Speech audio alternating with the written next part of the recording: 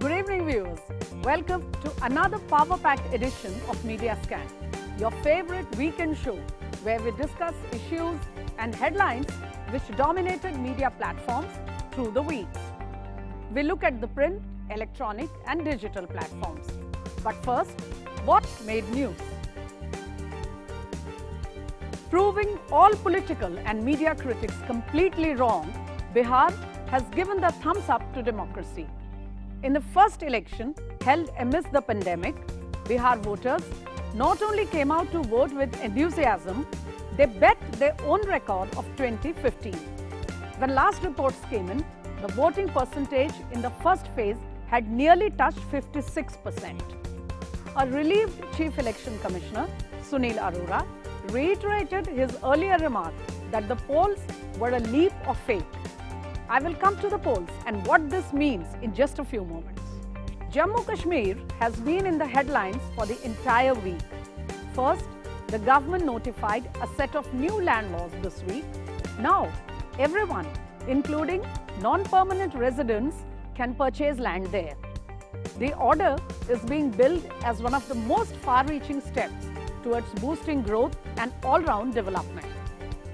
This week also witnessed PDP chief Mehbooba Mufti facing outright revolt as senior members, including founders of the party, rejected her stand over the national flag. While the admission of a Pakistan minister Fawad Chaudhry that Pulwama was a Pak army job confirmed what Indian agencies had already been pointing out. I have a distinguished panel here to discuss all that and more in a few moments. It's that time of the year again. NCR is choking in smog. But after all those committees and monitoring teams, we are finally all set for a permanent mechanism. The centre has now paved the way for the creation of a permanent body with representatives of all 5 concerned states. An ordinance to this effect proposes an 18-member commission which will have powers of enforcement in all the states. Hopefully, NCR residents will soon breathe easy. There is more good news on the corona front. Recovery rate in COVID rose to nearly 92% this week, bringing more relief to doctors and experts. However, Delhi cases are seeing a worrying upsurge. The festival outings and rising pollution has made it difficult for Delhi to maintain the control over the virus, which had brought some cheer since late September.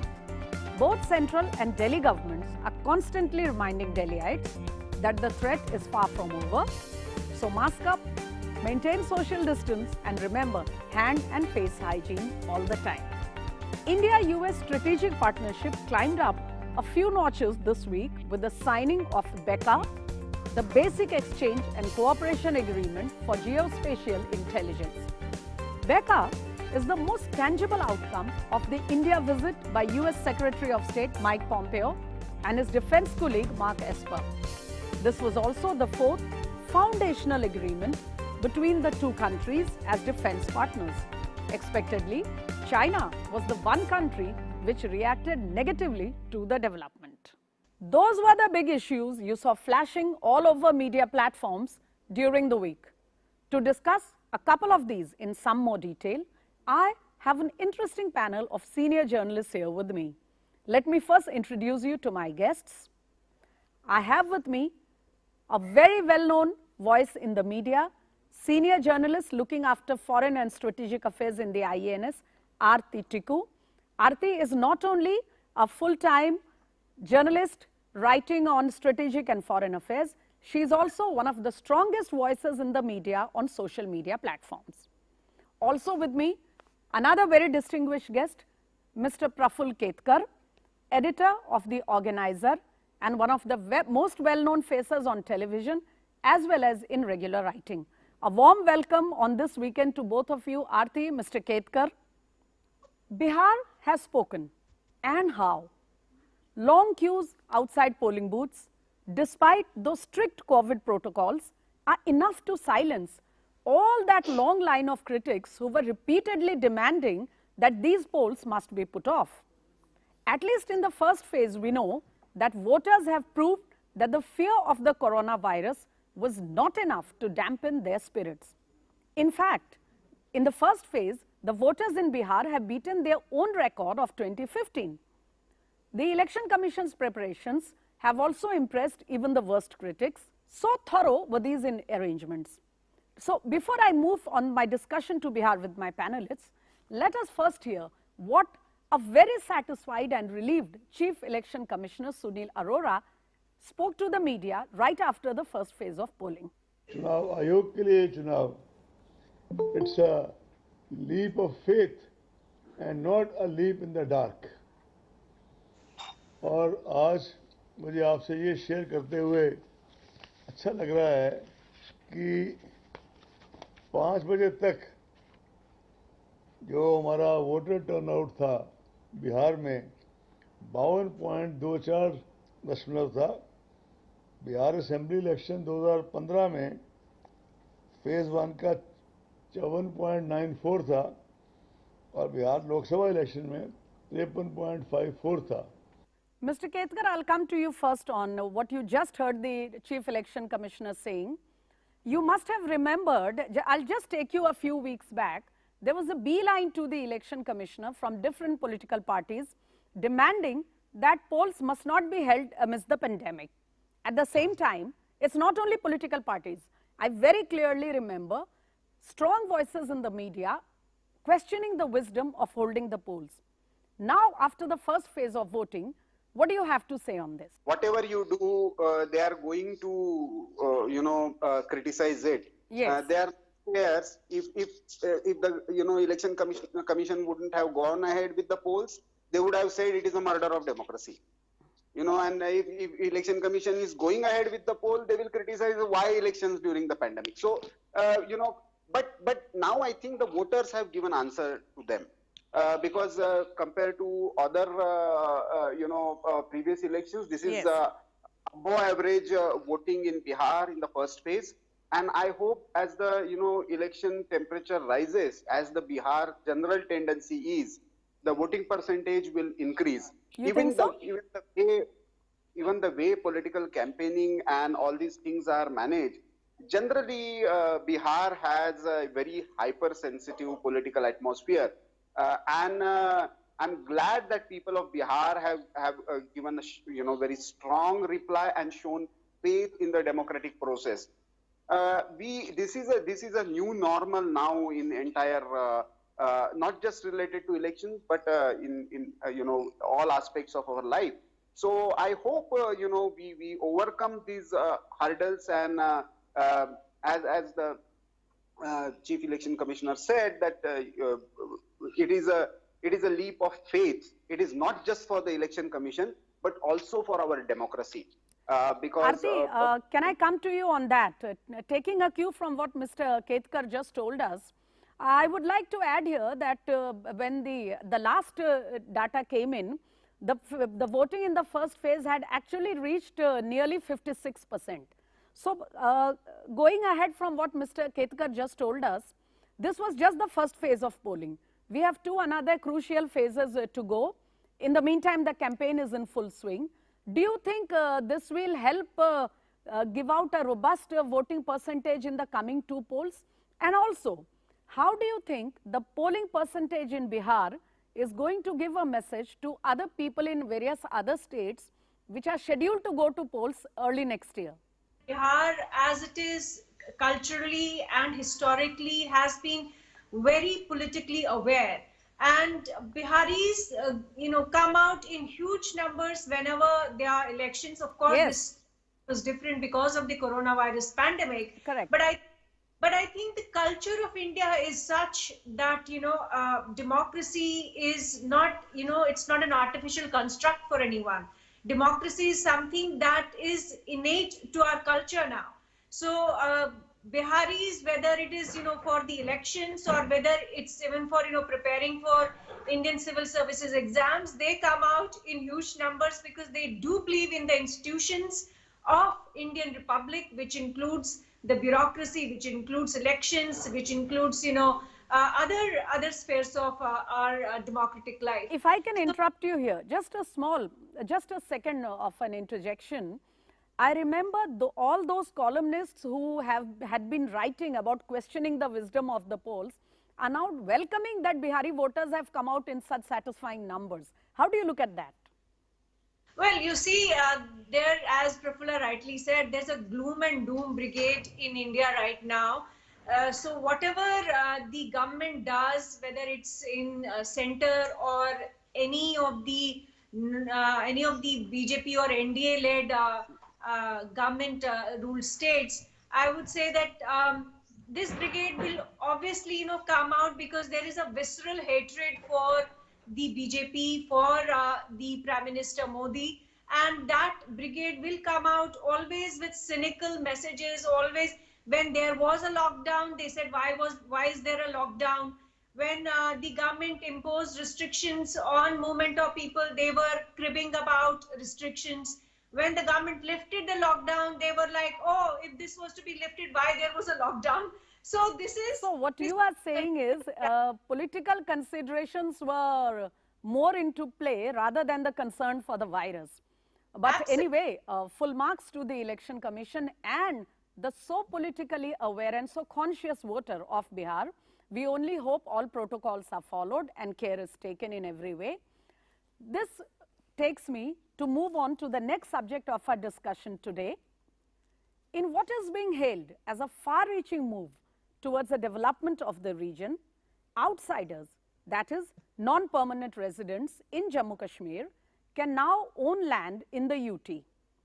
This is being seen as to solve a lot of problems for those who wanted to invest in the state but were constrained to do it. They wanted to set up industry or other enterprises meant for the growth and development of the region. This is also being billed as one more step towards the full integration of the territory with the rest of the India. Interestingly, this move comes just ahead of the integration day. I want to come to this on Aarti first. Aarti, may I compliment you for getting back that permanent residence certificate you had lost because you chose to marry someone who is not a permanent resident of the area. Taking a cue from that, the abrogation of Article 370 last year, along with the doing away of 35A, of which you are a direct beneficiary, do you think these new land laws which have just come, they were a logical next step towards the full integration of the region? Absolutely, Smita. This was the logical step to what the government did on August 5th, 2019 last year by reorganizing the erstwhile state of Jammu and Kashmir and bifurcating it into two union territories, one of Ladakh and the other of Jammu and Kashmir.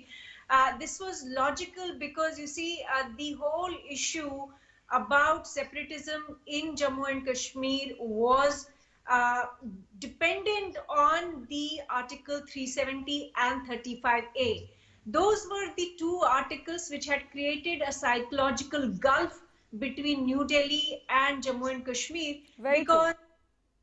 because of a handful of families, ruling class in fact, of Kashmir, which had complete control over the politics of Kashmir Valley, and also they used to use Article 370 and 35A as blackmailing tools against as a bargaining chip. So this was the logical step because in the last 1 year there was a lot of pressure from the separatist groups and the soft separatists, which is essentially mainstream political structure in Kashmir. They were putting a lot of pressure on New Delhi to bring in a domicile law on land. Now, domicile law on land would have been counterproductive to the whole idea of reorganization of state and nullification of 370 and 35A. So therefore, it was logical that the government would open the entire state of Jammu and Kashmir to the rest of India and integrate it not only psychologically but also financially, economically, and even politically. So as of today, any citizen of India can go and buy land and settle down there, run a business or whatever he or she likes. It's similar like, Kashmiri traders right, who have gone to every nook and cranny of India and set up their businesses in the last 30 years or more in every big city of India, like Cochin, Bangalore, Calcutta, Delhi, or any other city. There's a little Kashmir settled beautifully, and that is, that is the idea of India, that we all Right. coexist in harmony and we celebrate this cultural I'll come back on diversity. that. We Aarti, celebrate- I'll yeah. come. We have some more to discuss on that, considering what has happened in the last 1 week or about 7-8 days. There was actually now a complete meltdown in the People's Democratic Party. Here, senior members openly revolted after their leader Mehbooba Mufti's comment that she would recognize the national tricolour only as long as the erstwhile flag of the J&K state was reinstated. Is the PDP chief refusing to read the writing on the wall? I want to come to Mr. Ketkar on this. Mr. Ketkar, on the one side, we have a Pakistan minister bragging in the parliament of the country how on their kamyabi of the Pulwama attack and no denial from the government of the day. On the other side, we have a leader of a mainstream political party in the valley who is facing revolt from her own colleagues because they could not tolerate her stand on the national tricolour. Are the leaders, whether in Pakistan or a section of leaders within the valley, refusing to read the writing on the wall? You are missing one person, that is Yes. Mr. Farooq, who is still hoping that China will help to restore Article 370, forgetting the fact what is happening to the East Turkestan proper, popularly known as the Uyghur community, the Muslim community of Chinese. What is happening to them? Mr. Farooq Abdullah is hoping that China will help. You are talking of Dr. Farooq Abdullah's earlier comment on taking assistance from China. So these the new Gukkari gang, that is basically towing the Pakistani line. Pakistani line has been on this particular issue that this is a ploy to change and transform the demography of Jammu Kashmir with these particular steps that government of India has taken.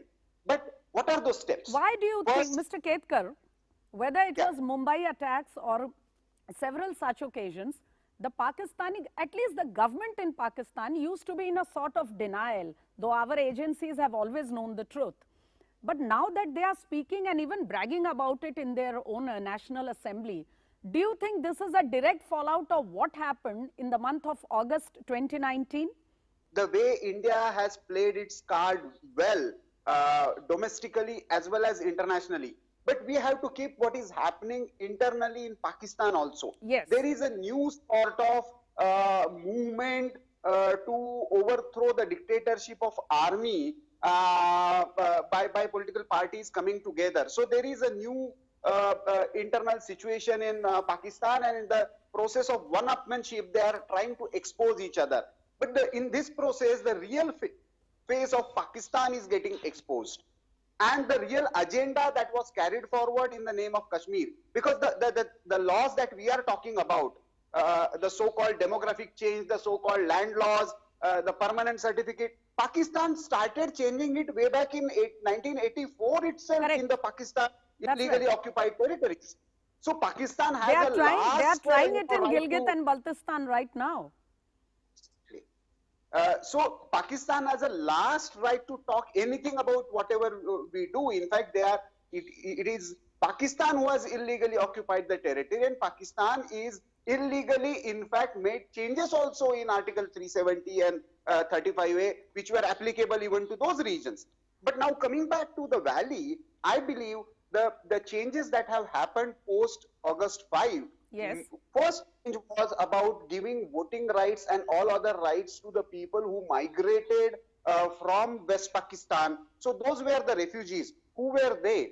Who were the beneficiaries? You gave example of Aarti and Aarti-like women who married outside. But Gorkhas, the Valmikis, the Yes. SCs and SPs of the way Panchayati Raj Act has been introduced. The West Pakistan refugees. Yes. This particular step of new order in land laws is going to change as far as the investment scenario, the economic scenario in Jammu Kashmir. It is going to open up. It is not about demographic changes. It is going to give a direct benefit to the Kashmiris who are interested in getting into some entrepreneurial activities. Otherwise, also Arti, Jammu Kashmir can I come is to you more on this? On what Yeah, Mr. yeah. Ketkar was just telling us. Arti, can I come to you on Yeah. this? He hinted at the internal political dynamics in Pakistan, which is fine. However, you just mentioned the word soft terrorists. One may or may not agree with that. But what prompts parties who are operating within Jammu Kashmir to take positions the way Ms. Mufti has taken? And also, what about the newspapers and the comments in the electronic and digital media advising Government of India to engage with the parties? I particularly want to know this in the light of what has happened or is still happening in the PDP in the last 10 days.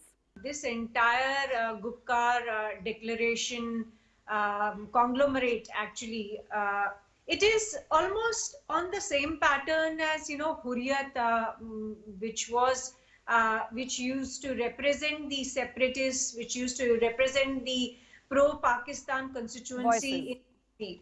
So this Gupkar conglomerate is essentially right now fighting for their own political existence, because they know that they have been discredited thoroughly in after August 5th, 2019 decision, because in the last 70 years they sold a lie to the people of Kashmir, and the lie was that Article 370 can never be abrogated, and the lie was that Article 35A can never be abrogated. They threatened, in fact, before the decision was taken, that there would be bloodshed in Kashmir Valley if New Delhi even tried to abrogate Article 370 and 35A. But you see, the thing is that people of Kashmir did not come out even once in protest when all this Gupkar conglomerate was detained for issuing such threats of violence if there was abrogation of 370. Exactly. Nobody has cried a single tear for them. Nobody has said that they should be released. Nobody demanded their release, in fact, in Kashmir. Despite the fact that, Kashmir, even during coronavirus pandemic, if there are issues, they will come out on the streets. The separatist constituency, for example, or pro-Pakistani constituency did come out on the streets even after August 5th, 2019 last year, raising ISIS flags, raising the Islamic and Pakistani flags, but nobody came out in support of the Gupkar conglomerate. Nobody came out. Can I remind you that this week itself there was such a rush of people in support when terrorists, gun-wielding people gunned down the 3 political workers of the BJP Yuva Morcha in the valley. You must have seen the rush of people in support of those who were killed. So obviously people do not want the violence to carry on. They are fed up of the bloodbath. Absolutely, Smita. Not just the fact that, people are now coming out openly in support of the innocent Kashmiri Muslims who are getting killed for being Indian in Kashmir. But also the fact that on October 27 was observed as Black Day in Kashmir Valley. And what is October 22? October 22 is the day when Pakistani raiders tried to invade Jammu and Kashmir in 1947. So this is for the first time. It's historic that Kashmiri people are coming out, not in just support of India, but also in support of their own history and their own historical identity, which is being Kashmiri and being Indian. They are not two different identities. They are one and the same thing. Mr. Ketkar, so I would like to take a last comment from you before I have to wind up. I want to know, with the abrogation of Article 370, along with the doing away of 35A, and now these new revolutionary land laws in the valley and in Jammu region, how do you look at things going ahead from here? What do you think can be the next good step for ensuring complete integration of the region with the rest of the country? A quick comment, please. I think, that in a democratic system ultimately depends on the faith of the people. The way now, 73rd and 74th Amendment has been extended, rather than Jammu Kashmir getting integrated, the real issue is the Constitution of India completely being implemented in the region of Jammu and Kashmir. Now, that will allow the real governance to reach up to the grassroots level. Correct. And I am hoping that after corporation and municipal council elections, now if the block level and the panchayat level elections take place as early as possible, and people gets to choose their real leader, not the Gupkaris, not the people who are, who have manipulated the sentiments of Kashmiris for their own good.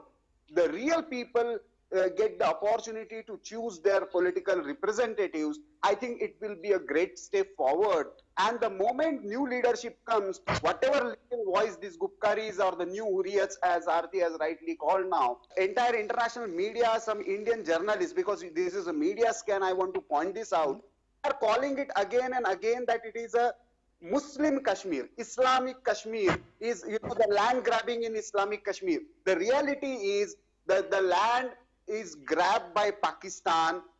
Jammu Kashmir wants to release it. That is the only outstanding issue. Now the time has come to speak this out. The only outstanding issue is the illegal occupation by Pakistan. Yes, in fact, you will be happy to hear, Mr. Ketkar, that I know of a lot of very young people, young, energetic men and women who are very happy with the new set of elections being announced at the district councils, and they're actually getting ready to contest for those positions. I am afraid with that I have completely run out of time today, but thank you so much, Mr. Ketkar and Ms. Aarti Tikku, for that wonderful conversation we had. I wish we had more time, and I would like to come back to you on some other weekend to carry on our discussion, particularly on the Jammu and Kashmir Union Territory. Thank you once again for coming to join me on my show. With that, viewers, I have to say good night on this edition of Media Scan. But we will continue to scan the media throughout the week and come back to you next weekend. Keep watching.